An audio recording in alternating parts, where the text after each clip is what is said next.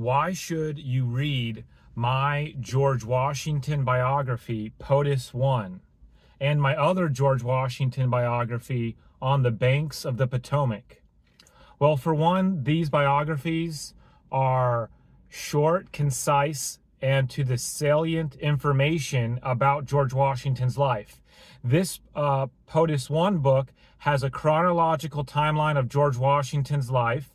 It goes through some main things in our culture, like rallies and what that meant in George Washington's time, and when those things heat up, and relating that to the Whiskey Rebellion in George Washington's time, and then in detail the Jay Treaty, and then also George Washington's farewell address in 1796.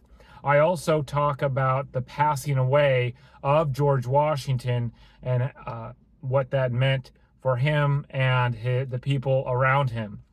This book, On the Banks of the Potomac, I talk about an in-depth synopsis about Mount Vernon and the Mount Vernon Ladies Association, with looking at today's culture and inoculation and what that meant in George Washington's time and in our times today.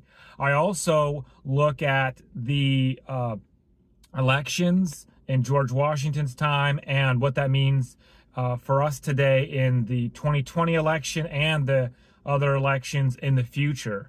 I also look at George Washington's friends, colleagues, and people who lived at Mount Vernon, and a whole chapter about his sweet beloved Martha Washington, and a in-depth look, or I guess you could say a synopsis about the things that we remember George Washington for, like the memorials and all the other things we have, buildings, statues, all those kind of things, and the preservation of his legacy today.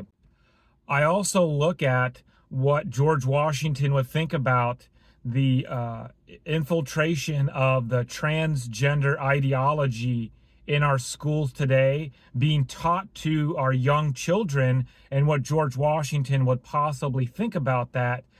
On the Banks of the Potomac and POTUS1, both available on Amazon in the book category.